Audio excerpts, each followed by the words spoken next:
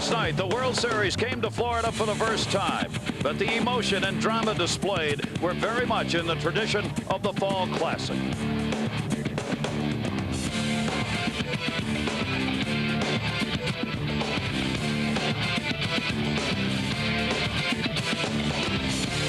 Tonight, it's Game 2, and Kevin Brown for the Marlins, Chad OGEA for the Indians continue that tradition.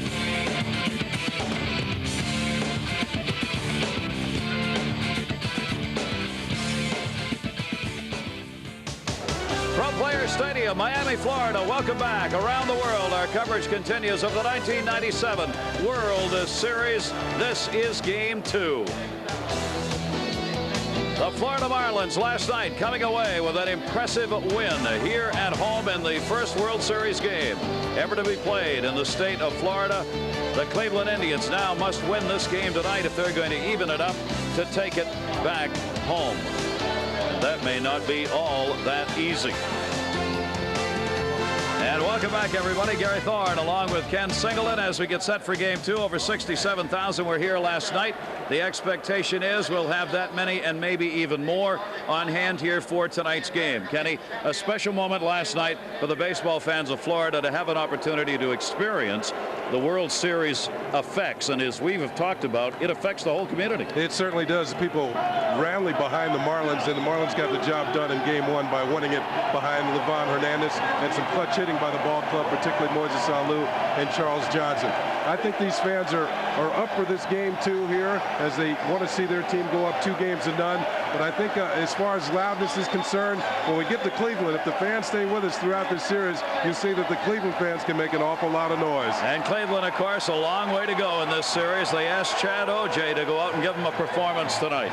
Well, Chad OGEA is quite capable. He has to keep the ball down. He has to get some run support from his teammates. He's pitched well in the postseason, although he came up with 2 losses against the Orioles in the American League Championship Series. I think if they give him some runs to work with, he can get deep into the ball game. Cleveland Indians are 5-2 in games following a loss in which OGEA is the starting pitcher. However, tonight Cleveland faces one of the toughest right-handers in baseball. Yeah, Kevin Brown has great stuff. He throws very hard. Hard slider, hard sinker, hard cutter. He just comes right at you with the best stuff in baseball. And when he's on, he's very difficult to hit the ball in the air. You'll see a lot of ground balls. You see some strikeouts if his control is good and he can get stuff to the corners. You're looking at his record in postseason. He's very, very tough. Indians' career against Kevin Brown, some of them have had success. Manny Ramirez, 333. Not many at-bats, though. The same for Marquise Grissom, who's 3 for 10 lifetime against Kevin Brown. Everybody else has kind of struggled against Kevin Brown. I guess all of baseball kind of struggles against this guy. He hasn't lost since August the 1st. He's 9-0 since then. Kenny, we have seen, and you in particular as a player, you've been to the World Series. Ball clubs and players go into slumps offensively, and you never quite know when you're going to come out of it. And that's the case right now with the Cleveland Indians. They hit under 200 in the League Championship Series. They hit the ball last night for hits, but not hits that mattered.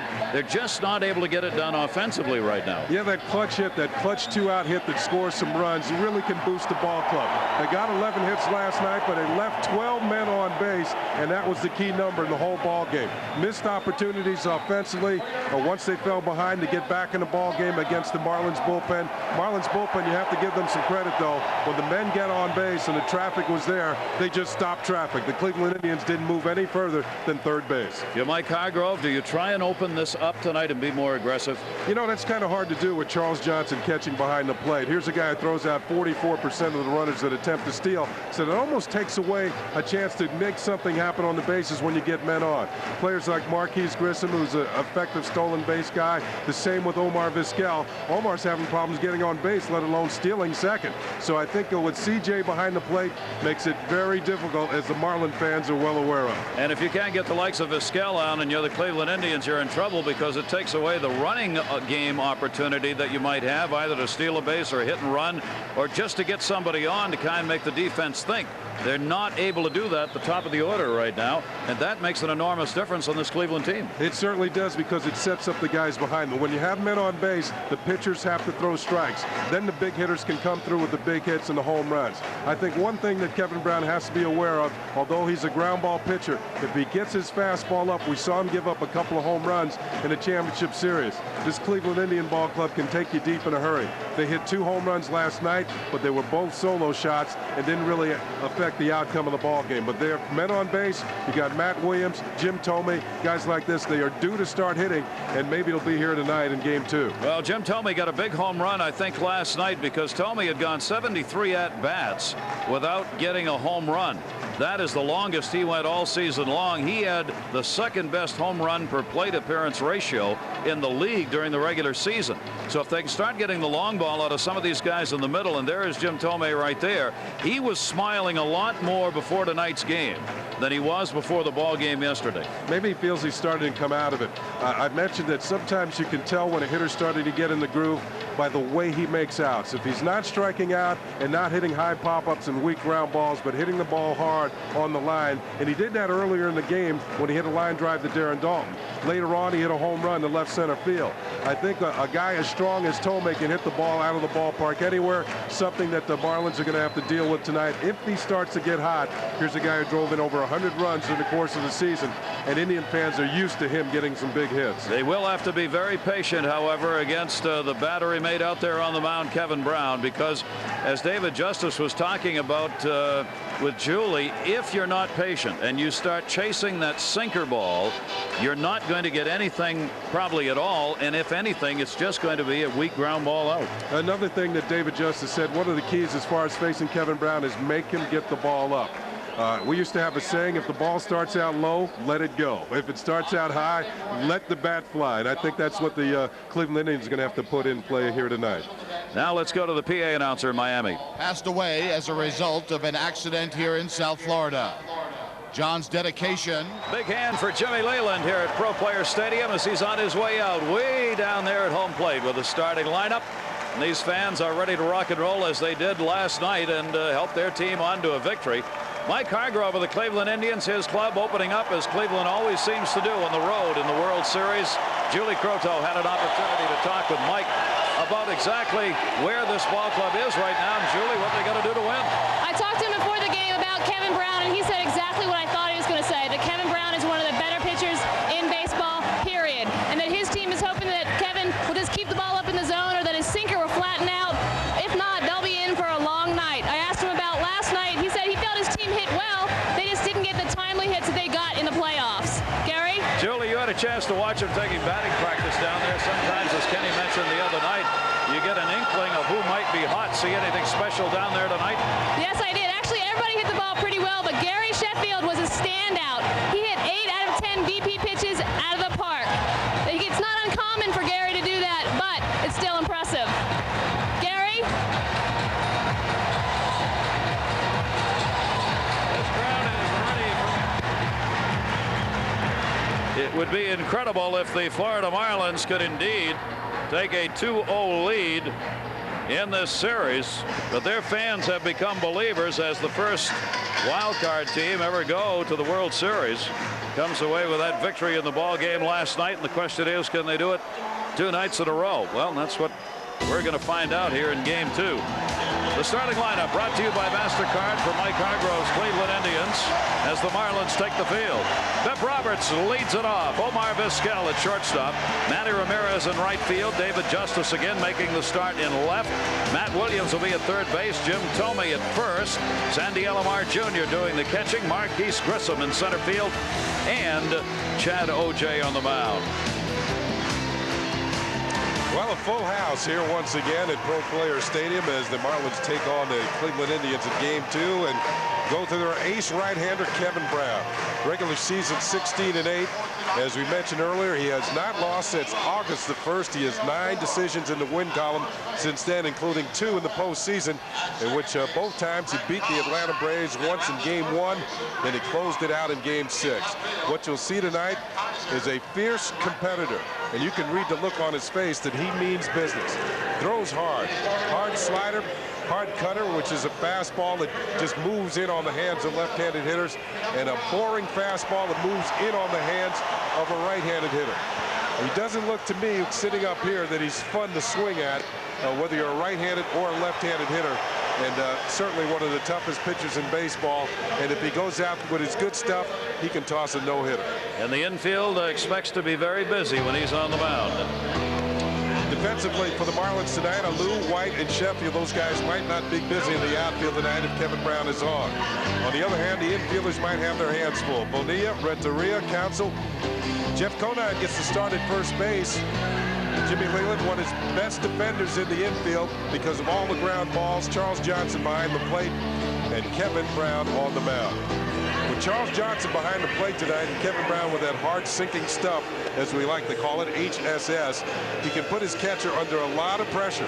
The block balls in the dirt with runners on base, but Charles Johnson, well, 3-time Gold Glove winner, did not make an error all season long. I mean, he is probably the best in the business at blocking balls in the dirt.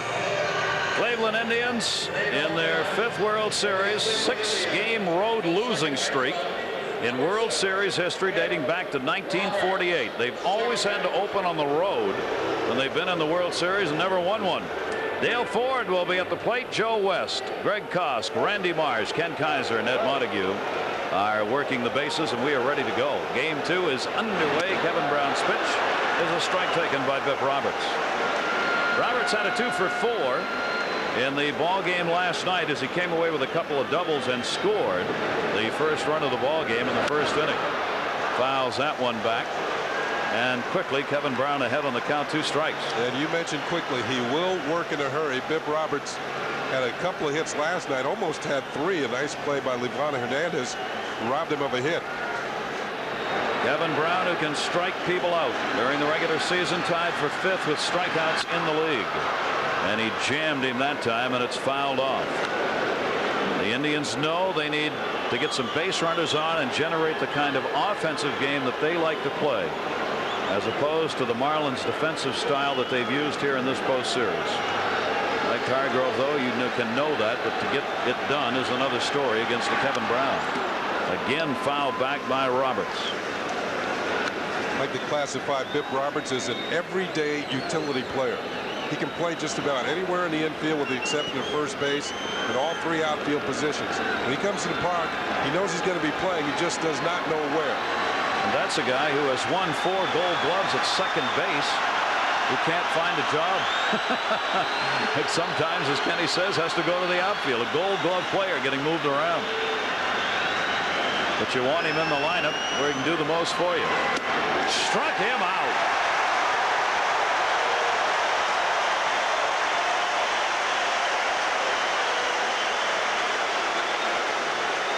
You've heard the term cut fastball. And what Kevin Brown does, he puts a little bit more pressure on his middle finger as he releases the ball. It looks like a slider, and it comes up to the plate. And look how late Biff Roberts is on the swing. He reacts, well, if he's trying to catch a train, he would have never made it. You can't hit that pitch, Ken. I mean, that is the perfect pitch right there. And a fastball for a strike to Omar Vizquel. 2 switch hitters at the top of the order. Vizquel an 0 for 4 in the ball game last night. Perhaps even more surprising, he struck out twice, and that is a foul ball. Omar Vizquel, during the regular season, was the 5th toughest batter to strike out in the American League. He is in a real slump. Not only isn't getting hits, he's not hitting the ball. Only .213 here in the postseason for Vizquel. 2-strike delivery to him. Backs him off. Well, somewhere along the line, Vizquel's going to look for a way to stop the bleeding. Whether he's a good bunter, but now he has 2 strikes, so the infield is back, and he's got to swing the bat to get on base. Brown inside, then outside. 2 balls, 2 strikes. Vizquel, the same type of hitter as Biff Roberts. They like to slap the ball the other way. Not much power. Let's see if Kevin Brown tries to get him out the same way he got Biff Roberts. That cutter on the inner half. A little too long on the sign, so Vizquel backs out of there. Vizquel is 3 for 31 against this guy. just what you wanted. You're in a slump, you're striking out, you're not hitting the ball, and the guy you face, you're 3 for 31 against. Well, he caught a break right there. Kevin Brown missed with the same pitch that he threw to Bip Roberts out of the strike zone. 3-2 delivery here, and that one lays to right field. Pretty good wood. Sheffield back, warning track, off the top of the wall and gets away from it. Maybe a chance for 3. VIZQUEL will stay right there. Sheffield with that great arm gets it in. And a double, and maybe OMAR VIZQUEL, when everything's against him, will get it turned around. Well, one key for VIZQUEL, he ran the count full to 3-2. Kevin Brown's going to have to throw him a pretty good pitch to hit. Right there, he turns on it. Nice crisp swing. Almost drove it out of the ballpark over the head of Gary Sheffield, who had to retrieve it not only once, but watch me, he has to go back the other way and get it. That's the rare double retrieve for an outfielder. VIZQUEL, maybe thinking it was a home run, kind of picked up speed between first and second. It might have been a good idea to try for a triple if he had gotten out of the box quickly enough. That is going to be his first extra base hit of the postseason. And OMAR VIZQUEL's on at second base, and Manny Ramirez up 1 for 3, a home run in the ball game last night. And a strike 1 as Brown comes out throwing strikes. Now the question is, can the Indians get out of that 1 for 12 they had last night with runners in scoring position, stranding 12 base runners? They right away have one there. That one a grounder towards the middle. Renteria over, has time to make the play at first base. 2 down. Ramirez retired. VIZQUEL to third.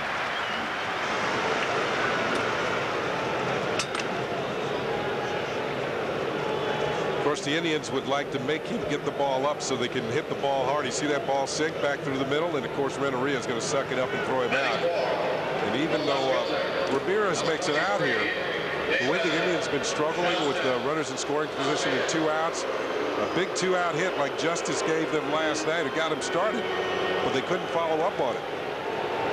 David Justice, cleanup batter. 7-game hit streak here in the postseason. Another big postseason number at 318. He was the 3rd leading hitter in the National League during the regular season, and is asked to come through here again for this ball club. 2 for 4 in the ball game last night. Runner at third base, 2 down, first inning. VIZQUEL causing Brown to step off. That one drilled. He's got another one. David Justice continuing his magnificent season.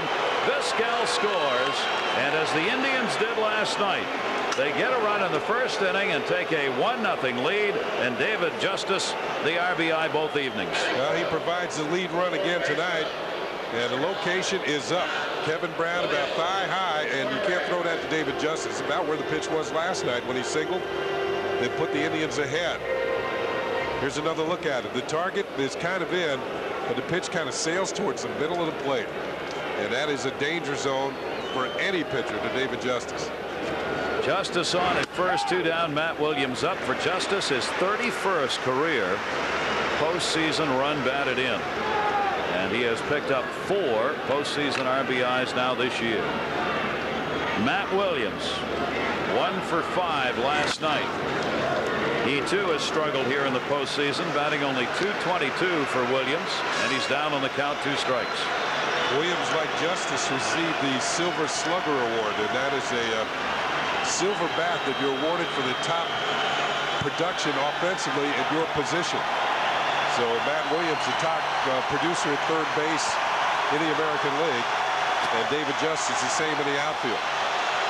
Williams has had 1 home run and 2 doubles in the postseason.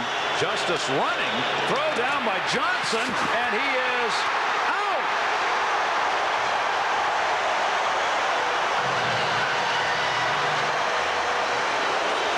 Wow. David Justice not a base stealer, and not here, even though the throw was on the other side of the bag. He was out of there. During the regular season, didn't get one here as he got thrown out to end the first inning. Take a look at the starting lineup for Jim Leyland's Marlins. Devon White will lead it off. Edgar Renteria second. Gary Sheffield in right field. Bobby Bonilla third base. Jeff Conine at first. Moises Alou in left field. Charles Johnson the catcher. Greg Counsell at second base, and Kevin Brown the pitcher. Chad OGEA. Look for a good changeup, also a good breaking ball. Former #1 draft pick of the Indians back in 1991 out of Louisiana State University. And Devon White takes the first pitch down low for a ball. 26-year-old Chad OGEA, 8-9 during the regular season, out for part of it with injuries. Started only 21 games. He has been in 2 starts, 1 relief postseason appearance.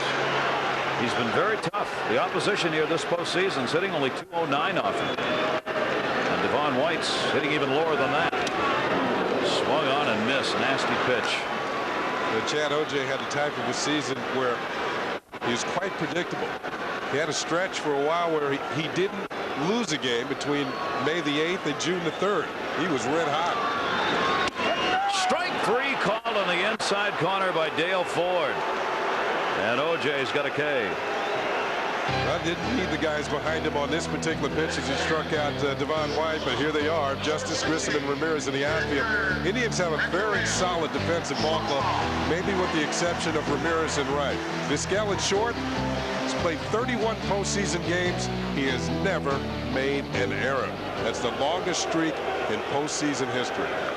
And another 4-time Gold Glover up the middle for the Cleveland Indians. Pitch is taken inside. Edgar Renteria had an 0 for 4 in his first World Series game last night. He too has struggled here in the postseason with that .179 batting average. Breaking ball by OGEA misses. Florida last night, their top 3, White, Renteria, and Sheffield, went 0 for 10. Sheffield did get on base via the walk. Nevertheless, Marlins came through. Some big hits in the game 1 victory. Breaking ball again to center field, and that is short hop and gets by Grissom. He'll recover in time to hold the Renteria to a single.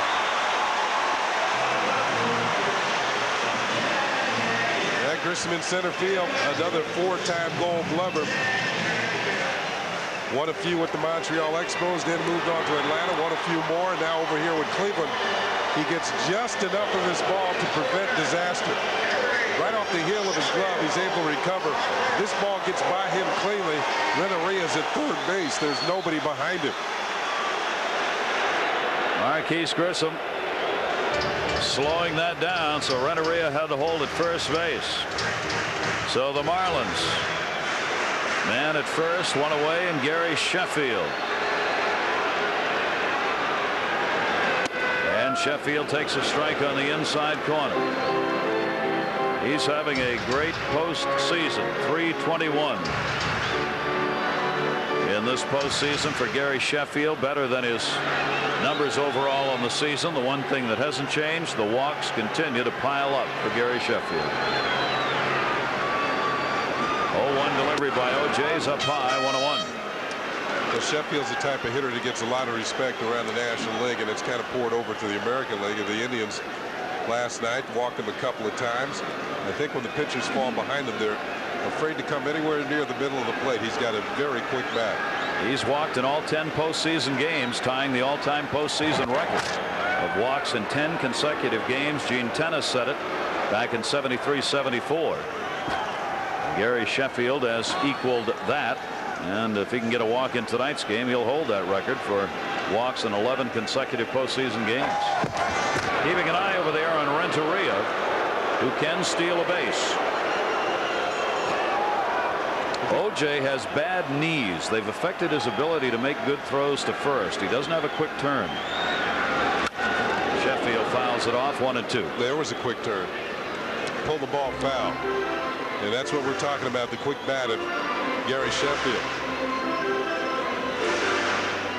Yeah, OGEA, you mentioned the bad knees. It also might affect his ability to field his position, bounce off the mound in bunt situations. So fans might be looking for that later on in the ballgame. 1-ball, 2-strike count. 26-year-old Chad OGEA. Runner goes inside, hitting. Ooh, and it hit him on the wrist.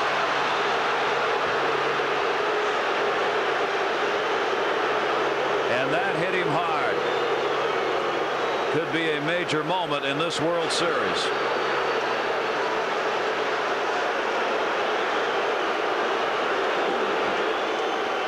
He is definitely hurting. And I think what happened on the play was when the runner took off, the Cleveland Indians dugout yells, "There he goes." And that might have caught Chad OGEA's attention, and he didn't follow through on the pitch. And you can see Sheffield having trouble getting his batting glove off. That's how bad that hurts. Chad OGEA hit 5 batters during the regular season. Gary Sheffield, of course, has had problems with injuries here this year, and this one really got him.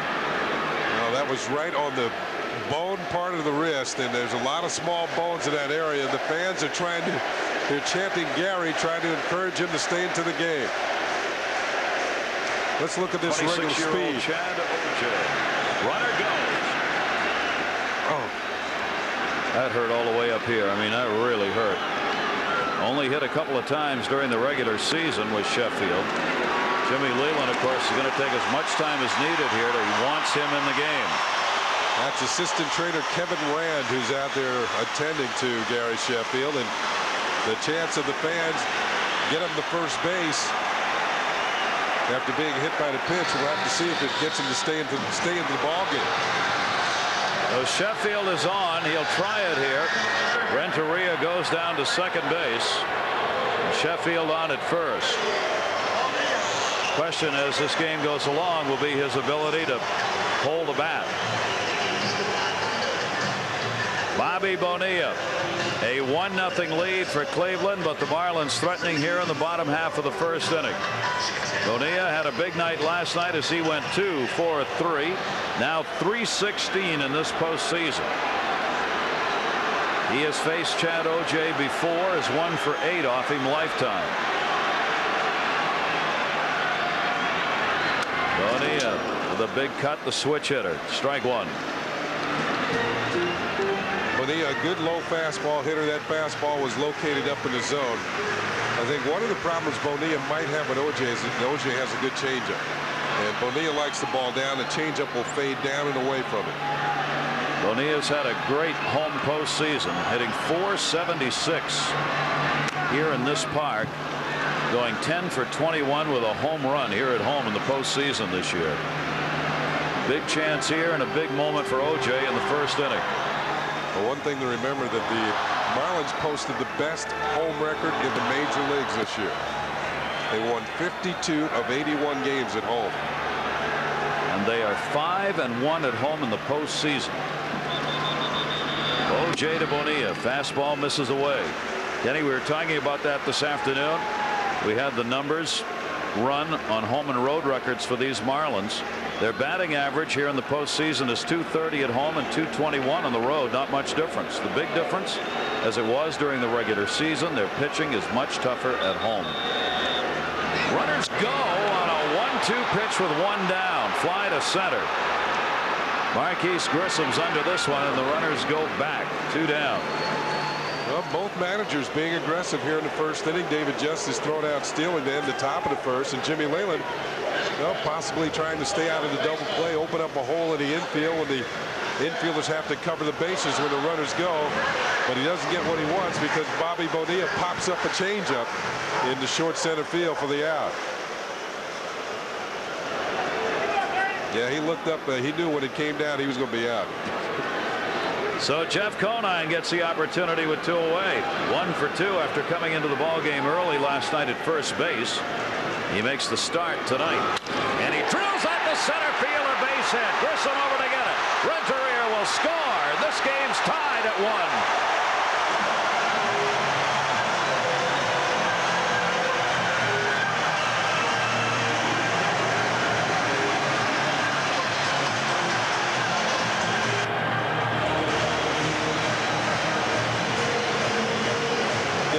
On-deck circle, you watch what the pitcher does to the previous hitter.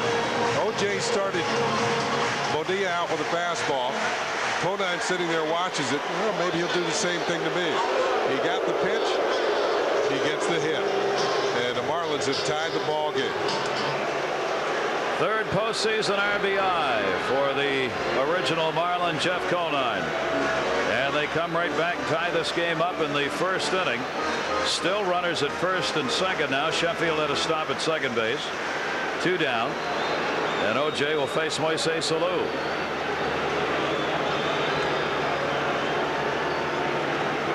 ALOU 1 for 3 in the ball game last night. They're clearing away some debris that came down in center field out onto the field. That's why ALOU is waiting.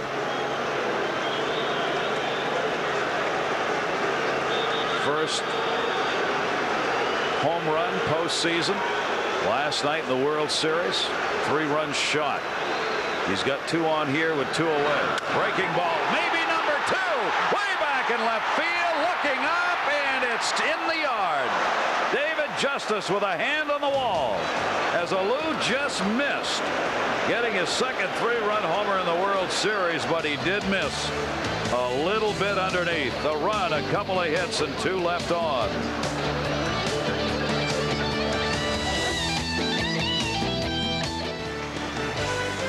Tonight's presentation of the '97 World Series being brought to you by MasterCard, the future of money, and by Pepsi, Generation Next. Delighted to have you with us around the world. Major League Baseball International's coverage of this 1997 World Series. Here's a look at the final out. Moises ALOU hit that off the end of the bat. Didn't quite get it. And when he went down the line, you saw him looking a little disgusted because he knew he just missed a home run. Dave Nelson talking with Justice, talking about left field, maybe talking about attempting to steal in the bottom half of the first inning when he was thrown out. And Kevin Brown back to work here. Matt Williams was at the plate when Justice was thrown out by Charles Johnson. Williams a 1 for 5 last night. 222 overall in the postseason. He finished the season red hot after a tough start at the plate. Matt Williams hit .309 with 9 home runs over the last 2 months of the regular season. Trying to carry that thing over into postseason hasn't worked, however. What matters is from here to the end of this baseball season right now. Swung on and missed that one. 2 ball, 1 strike count. You know what happens when you get into postseason? You start facing pitchers like Kevin Brown. You start facing the better pitchers, the better teams, better defensive ball clubs, and the hits are harder to come by. Brown retires 72% of the leadoff batters. He got Roberts in the first inning, and he's got a chance to get Williams here. Bobby Bonilla. Good pick at first by Conine. 1 away. Nice play by Bonilla at third base. Now remember I mentioned we just got through talking about the fact that Matt Williams is not hitting. As we look at ALOU hit this ball off the end of the bat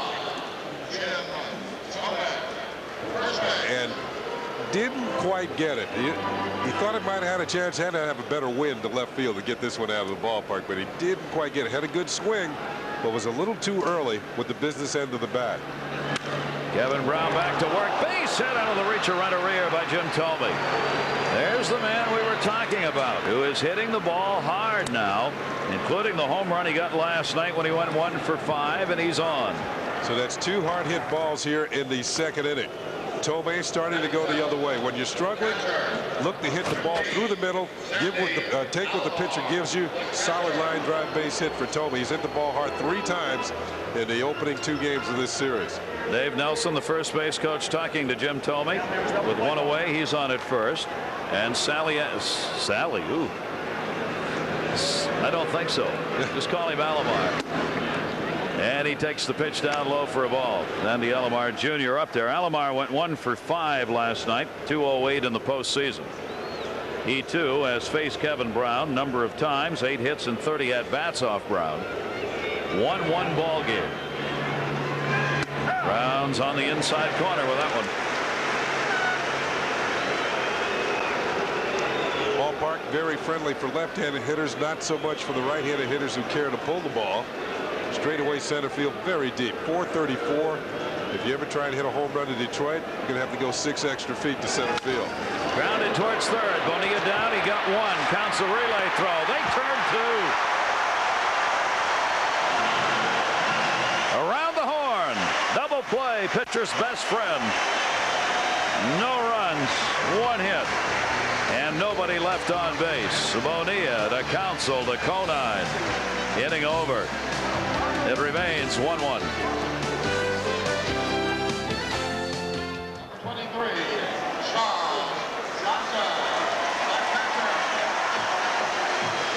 The Florida Marlins, who scored more runs in the first than any team in the majors, got 1 in their first inning. 1-1 ball game. Let's go to the 4th inning. Last night, Charles Johnson well into the night, deep into the upper deck.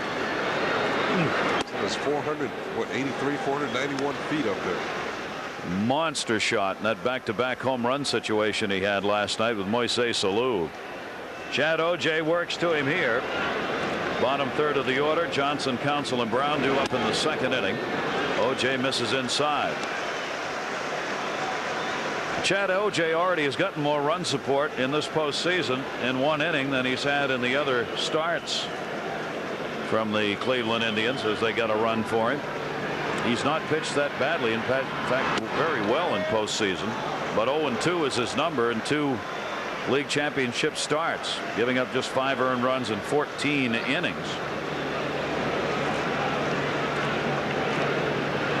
And the breaking ball fouled off the end of the bat, and the count is evened up. 2 balls and 2 strikes. OGEA out on the disabled list from June 24 to September 1. Ligament damage in his right elbow. Went to the minor leagues, rehabbed, and came back up. A free agent, signed in the June '91 draft, Cleveland's 3rd pick, and he's got a strikeout. Chad OGEA gets his 2nd K. Johnson retired, 1 away in the 2nd inning. Look at Gary Sheffield in that very important risk to the fortunes of the Marlins in the course of this World Series in 1997. Sheffield really hasn't let anybody touch it, and he's just checking to see if he can swing the bat. And you know how much movement he has before he actually swings. Looks like he's going to be okay. Hit by that pitch on the left wrist. 1 down, nobody on, and Craig Counsell coming up. Counsell, the 27-year-old second baseman against OGEA. Counsell in there tonight because of his defensive play at second base. Also gives you a pretty good number 8 hitter in the lineup. And then during the postseason, it's been more than just good. He's had some big hits, and he's gotten on base. And that's a breaking ball on the inside corner.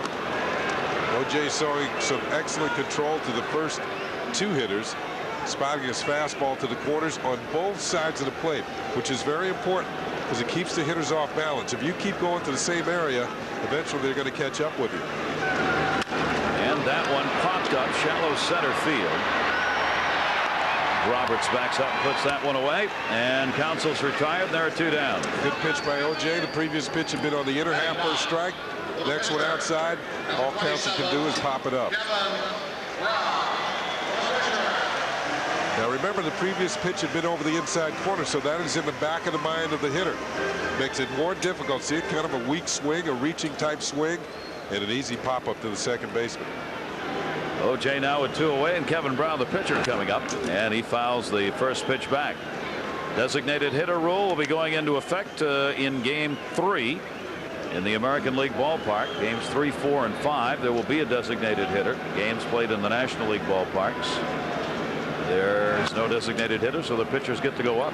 Florida pitchers now in the postseason are looking for their first hit. They are 0 for 21 as a group. Some people might say that's why you have a DH in the American League. The managers do. Yeah, pitchers cannot hit, or very rarely do so. And they don't here. OGEA retires the side in order. 2 strikeouts this inning, 3 on the game. 3 up, 3 down, 1-1.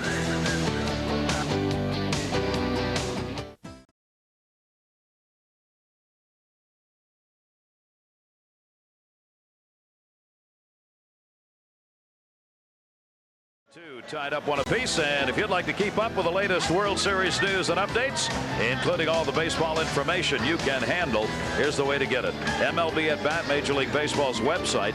All you got to do is tap it in, www.majorleaguebaseball.com. www.majorleaguebaseball.com. Let us know how you're enjoying the game. And thank you, all of you around the world who have signed on. Some questions have come our way, some comments. We appreciate it. Great to have you with us wherever you may be. As Marquise Grissom stands in, a 2 for 3 in the ball game last night. And a chopper, Brown. 1 pitch and 1 out. Well, Brown helps himself out with a little pulling down of a rebound there on that chopper. Anytime you get that first out in 1 pitch, might make the rest of your inning a little easier, especially with the pitcher coming up next. It's going to be a tough inning for the Cleveland Indians to score. Yep. Chad OGEA coming to the plate. Of course, these pitchers do not get an opportunity to hit in the American League, and even if they did, Kenny, might not make much difference. Yeah, I mentioned that pitchers usually don't hit. Some of them are pretty good hitters, but the fact is they work so much on their pitching, takes away from their chance to work on hitting.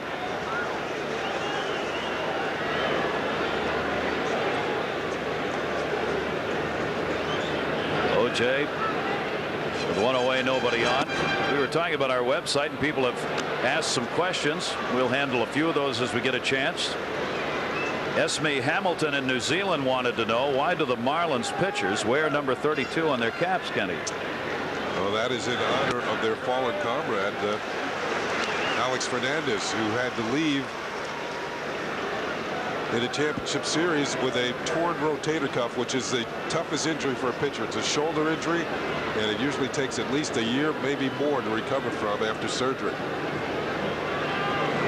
OGEA fouls it off, and he's been on the bench throughout since the injury with his team. He's there tonight, and Gloria Estefan, when she came out to sing the national anthem, had on a Marlins jersey, and guess what number she had on? Number 32, and Alex came out and gave her a hug. There she is right there, and Alex gave Gloria Estefan his hat, and she wore it off the field. She has stayed to enjoy the ball game. OGEA takes the pitch inside. Now, the one thing Kevin Brown will really get upset about is if he walks Chad OGEA. OGEA almost out of the batter's box, gets a ground ball to third. Bobby Bonilla out, makes the throw to first. OGEA retired, 2 down. The bottom part of the order, particularly under National League conditions, which we have here tonight, this is where a pitcher almost has a rest spot. Doesn't have to work as hard to get the pitcher out. Maybe the 8th hitter is struggling at times. That's why he's batting 8th. And a chance to get those bottom 3 guys out, and then, you know, save something for when the bigger hitters come up. But Kevin Brown worked a little bit harder than he wanted to. He had to go to a full count to get out Chad OGEA. That will bring up Bip Roberts, who's going to take a long time coming to the plate because he wants to give OGEA time to get back into the dugout and sit down and rest a minute before he comes back out to pitch. Interesting in that regard, Kenny. Last night, Orel Hershiser may have taken himself out of the game running the bases. Yeah, he laid down the bunt, tried to beat it out with 2 outs, then immediately had to start the next inning, so he didn't have much chance for a breather. And that's when the Marlins got to him. Mike Hargrove's comment to us today was he may have run himself right out of the game. Didn't have his legs under him. Yeah. Grounded to short. Renteria, nice play. Got the angle. Not into. Oh, he did get him. Whoa. Bip Roberts trying to dive in safe. What a play by Renteria. Roberts retired in a 1-2-3 inning for Kevin Brown, and Roberts fortunate that he's not injured. These head-first dives can take you over there in some weird bounces. Looked like he was safe there, but good stretch made by CONINE to get him. There's some good defensive play, and that takes Roberts out of there. It remains 1-1.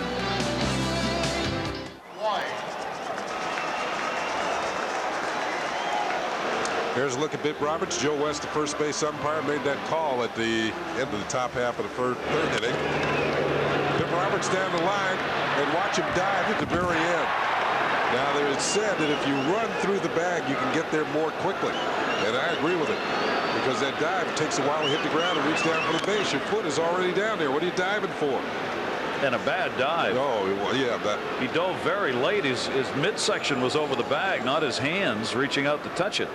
I think there was some indecision there, and only a 4 by the judges on that dive. Only a 4 on that dive. I agree. In fact, I might have gone 3-5 on that.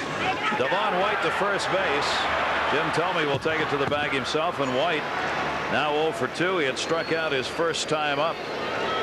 And OJ finally gets a ground ball out, as he had 3 strikeouts, 3 fly ball outs, and gets his first ground ball out. Not unusual for Chad OJ.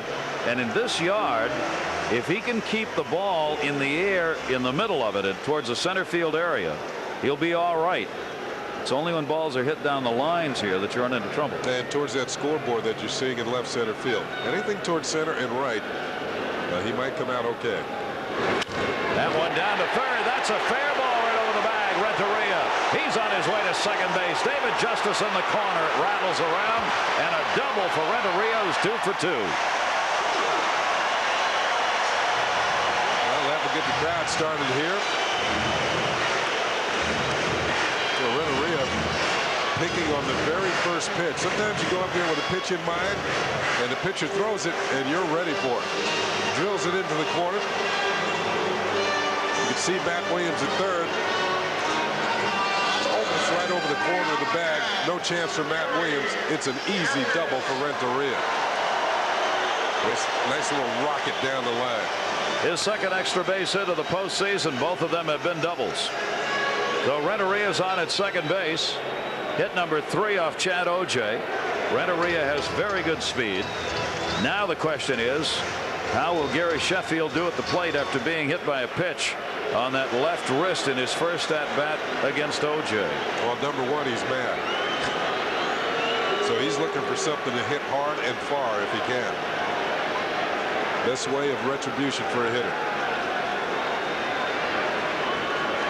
Outfield plays him to pull the breaking ball, that curve. OJ's best pitch, misses that time. Ball 1. Sheffield with a runner on at second base.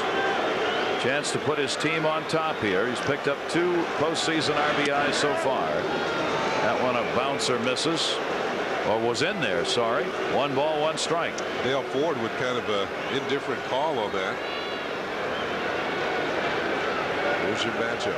Concentration on both ends. Only 60 feet 6 inches apart. Renteria off second base. The 1-1 delivery. Breaking ball misses outside to him. 2-1.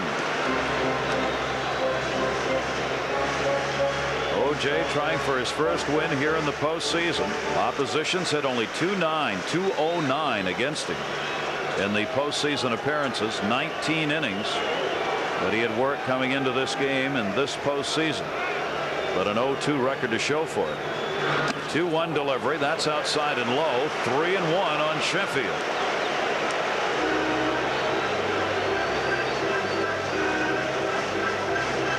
Good shot. Wow. I wonder what's on the point there. I was going to say it's a pretty strong paper airplane. Out there in center field. Or actually over in the left field there in the alleyway. Sheffield takes it, and he's established a new record. Gary Sheffield has now had at least 1 walk in all 11 Marlin postseason games. That is a new record for walks in consecutive games of the postseason. 11. Well, it seems that all the pitching staffs are going to be careful with it. Anytime they have a base open, seems like they move on to Bobby Bonilla. But the problem is Bonilla is starting to get hot with the bat. So Sheffield might start to see some strikes somewhere along the line. 11 straight postseason games. Bobby Bonilla takes a strike. Bonilla flied out to center field his first time up. Another big moment here as OJ's working with runners on. Retired the side in order when he faced the bottom third in the second. But now Mark Wiley, the pitching coach, on the right with the clock and the clipboard. And Bonilla fouls it back. Same thing applies to OJ that applied to Kevin Brown. Remember I said working quickly through the bottom of the order? And as Gary told you, he retired 7, 8, and 9 in a hurry with 2 strikeouts. So now he's in a tough situation against better hitters. We'll see if he has something left to get these people out. Bonilla already with 7 postseason RBIs. Has 2 on here. Way inside to back him off. A ball and 2 strikes. In his career, 12 postseason home runs and 38 postseason RBIs for Bobby Bonilla.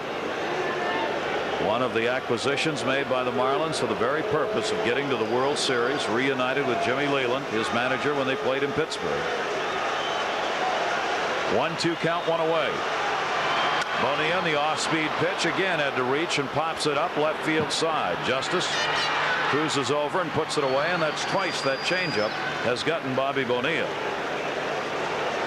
Changeup can be a very effective pitch. It gets the hitters off balance. The pitcher's job is to upset the timing of the hitter, and it makes it difficult to get a hit when you have a poor swing. You see he's out in front, pops it up. And Bobby, you know, not running it out, holding on to the bat, and it's a fair ball. That ball was not in foul territory. And you know he has the bad hamstring. That falls in, he'll have a bad head. You got to run those out, hammy or no hammy. Yeah, bad ears, at least from the manager yelling at you. Yeah. Breaking ball is taken outside by CONINE. Jeff CONINE came through with a big 2-out hit, single and an RBI. The managers don't like it when you don't hustle, and especially if the opposition messes the play up. And you're in the World Series, for gosh sakes. Yeah. 1-0 count, 2 down. Breaking ball even slower that time on the inside corner to CONINE. It's not that Bobby Bonilla is a player who doesn't hustle generally. It's just his nature sometimes is just to kind of cruise. And that's what he was kind of doing there, watching the ball, figured Justice would catch it. Sometimes just doesn't think about what else might happen. 2 on here. Ramirez at second base, Sheffield on at first. There are now 2 down. OGEA trying to work his way out. 1-1. That one to right field. Ramirez. And OGEA gets out of the inning. No runs, a base hit, and 2 are left on. Tonight it's 1 for 5 with runners in scoring position for Florida. Works for NBC. That's Joe Morgan, the great second baseman of the Big Red Machine, Cincinnati Reds, and in the Hall of Fame is Mr. Morgan. The question from Andrew Ryerson of Australia: what are the criteria for inclusion in the Hall of Fame? That's a good question. That's a good question. I think the answer lies in what Joe Morgan was able to do during a long historic career. While he was playing, he had the record for the most home runs by a second baseman. That's been passed this year by Ryan Sandberg of the Chicago Cubs, who will probably be in the Hall of Fame himself.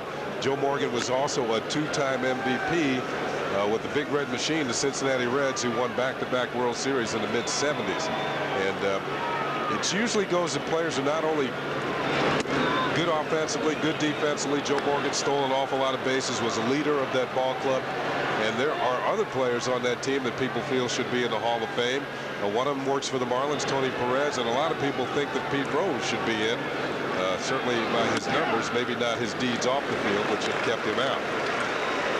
The beginning answer is there are no standards. No, it's the writers that vote for it. The writers vote for it.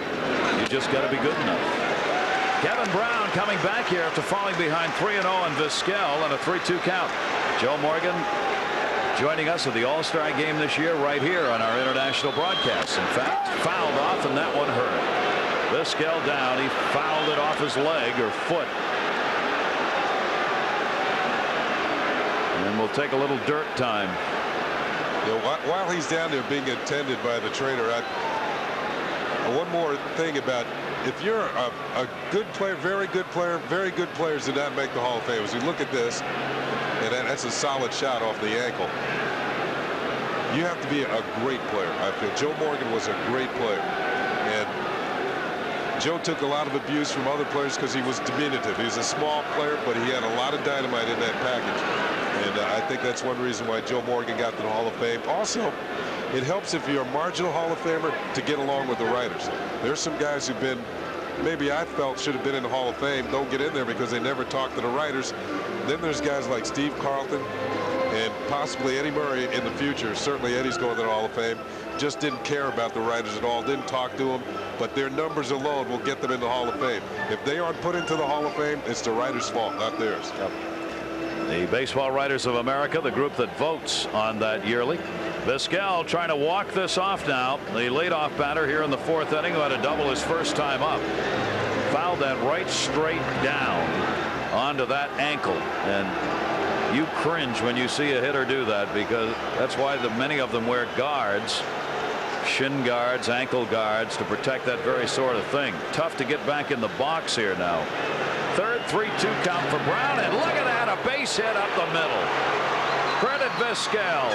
That is not an easy thing to do. In fact, he probably at some point thinking, I'd just as soon go back to the dugout and sit down, but I'm not giving this at bat up. Well, here's a guy who has 43 stolen bases during the course of the regular season. You wonder how it's going to affect him over at first base after hitting that ball off his ankle. Pitch in the middle of the plate, line drive back through the middle, just like you're supposed to do it. I always felt, Gary, if somebody could develop a shoe that was light enough but could protect your foot or your toes or whatever, they would make an awful lot of money. Now, I know we're going worldwide. Somebody out there might have an idea. Speaking of worldwide, there are the leaders this year in stolen bases. Born outside the U.S. VIZQUEL was 5th in the National League in stolen bases. Edgar Renteria from Colombia, of course, in this game, shortstop for the Marlins, is 5th with his 32. Not going here. Hit and run may have been on, maybe two. Counsell to Renteria, double play. Manny Ramirez hits into the double play, 6-4-3. That's why those guys are in there. They're sure-handed glove men around the bag at second. Anytime Kevin Brown is capable of keeping that sinker low as he does here, he's going to get a ground ball. Tailor-made double play. Easy flip to Renteria. Plenty of time to throw out Ramirez at first. And that, as Gary called it, a pitcher's best friend, the double play. 4-6-3. Renteria, the nice pivot as VIZQUEL tried to take him out. And that's one of the reasons we talked about Craig Counsell being in this game at second base. Brown gives up so many ground balls. Counsell's a fine defensive player. And there he was starting the double play, and that makes a manager look like a genius, right? Now they'll take the shoe off here, and VIZQUEL will have that ankle probably taped up, maybe even some of that ice put on it, take the pain away. Quickly though, 2 down. So the first leadoff man Cleveland's had on in the game in an inning is quickly nullified with that double play. David Justice, the RBI, his first time up, and he picked up a single with 2 down. Trainers like to wrap those injuries right away to keep the swelling down. I've done that enough times, but not lately. Let's put it that way. Not going to take VIZQUEL out of the game. Their Gold Glove shortstop. And Justice fouls that one off. So tough to get a ball up in the air. David Justice in a home run thinking situation right here. Nobody on, 2 down. Why not go for one? But it's so hard to do against Kevin Brown with that hard sinker. Inside to him there. 2 balls, 2 strikes. Yeah, the pitch he just fouled off, he had a good swing at, but he still hit on top of it because it was moving as it came to home plate. It was heading in a downward plane. Gave up only 10 home runs all year. Strike 3 called in the inside corner. Justice didn't like it. Talks to Dale Ford about it, and Kevin Brown's got his second K. No runs, 1 hit, and nobody left on base going to the bottom of the 4th, game 2 of the World Series.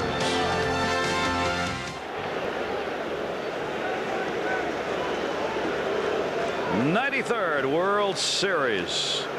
Cleveland and Florida knotted at 1-1. The American League's won 9 of the last 13 World Series, and the American League's overall leads the National 54-38 in World Series history. We go to the bottom half of the 4th inning, and Moises ALOU leads it off. Flied out his first time up. It will be ALOU, Johnson, and Counsell, the second baseman, and Chad OGEA. This is outside with that one. Ball 1. Yeah, Gary, the World Series goes all the way back to 1903. Pittsburgh Pirates against the Boston Pilgrims, who later became the Boston Red Sox. That one hit in the air to deep left center field, way back at the wall. It is off the top. ALOU on his way to second base with a stand-up leadoff double.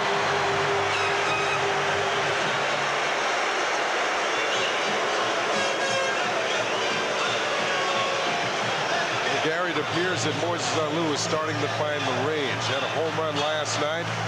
Just missed one his first time up to that. Got a high fastball and hit it. A rocket off the scoreboard in left center field. All Grissom could do is play it on a hop.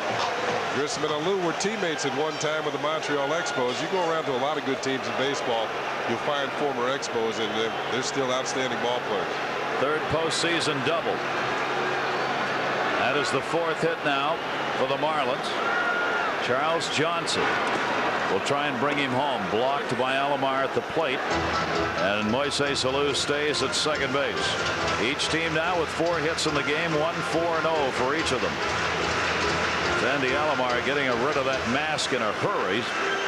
You always see the catcher throw it as far away as they can when they're chasing a ball down like that, so they do not trip over it, which has happened before in baseball history. You don't get that mask far enough away. Breaking ball, tap, fair ball. Alomar looks to first. Oh, Williams got him. Oh, what a play. Sandy Alomar did not hesitate to get the lead runner ALOU. Gunned it down to Matt Williams and got him. Well, we talked about Charles Johnson and his defensive ability. Let's not leave out Sandy Alomar. A Gold Glover in his own right. Pounces from behind home plate. As Gary said, does not hesitate. Immediately goes to third. And look at the throw. Right on the bag. ALOU slides in and tags himself out at third base. Here's a look at it. Calls for it right away. Right there for Matt Williams to apply the tag to Moises ALOU. Big play to get a lead runner out at third base. The first out of the inning coming at third. Runner at first is Johnson. Counsell up. A lot of baseball adages, Ken, about making outs at third base. And they say don't make the first out of an inning at third. Although ALOU probably thought that Sandy Alomar was not going to make a play like that. He thought maybe he's going to first base. Certainly he won't get me. Aren't many catchers who would have on that play. OGEA now against Counsell and the fastball inside corner. Counsell is so tight on that plate. He almost has to lift his arms up for that pitch, but it's still a strike because he's way over the inside corner of the plate when he's in his stance. I played with a player, Ron Hunt, during my days in Montreal, and set a league record for being hit by a pitch in one season 50 times in 1 year.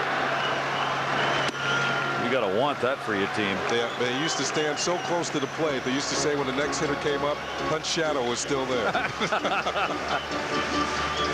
1 ball, 1 strike count on Counsell, who popped out his first time up. Pitcher on deck, Johnson at first. Florida winning the ball game last night. Cleveland trying to even this series.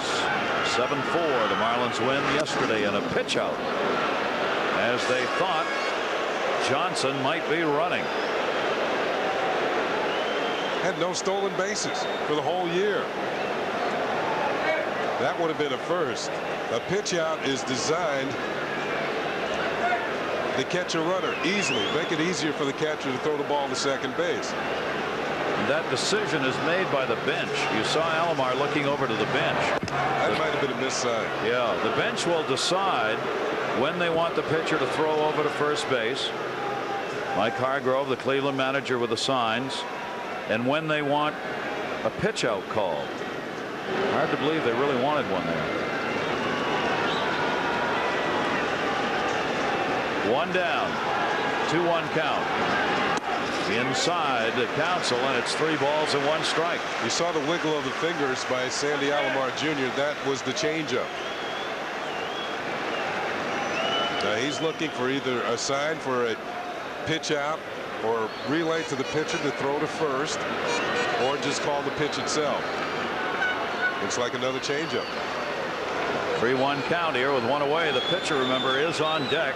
Do you work around Counsell even though there's only 1 away? It's a fastball. You put down number 1. And he drills it foul. 3-2.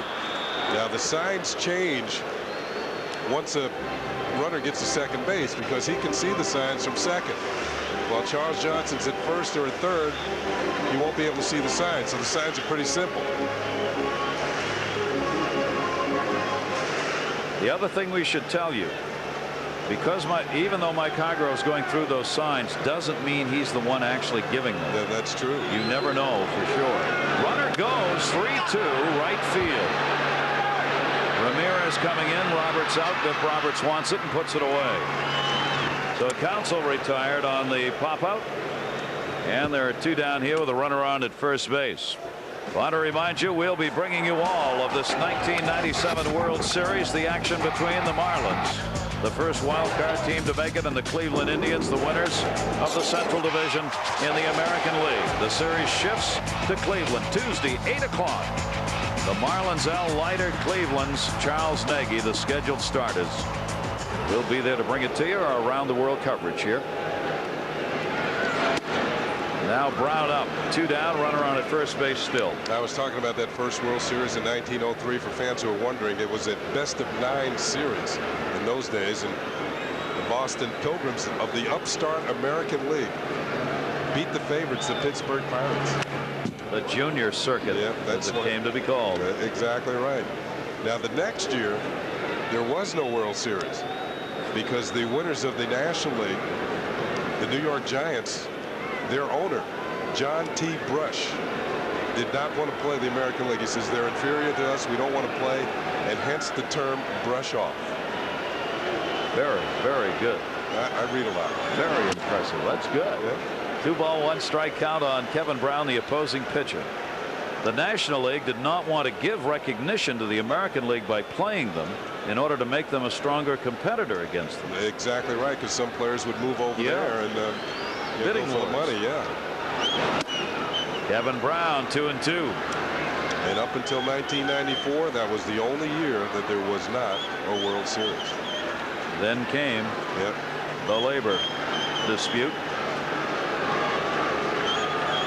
2 balls 2 strikes 2 down. Breaking ball tapped back to OGEA.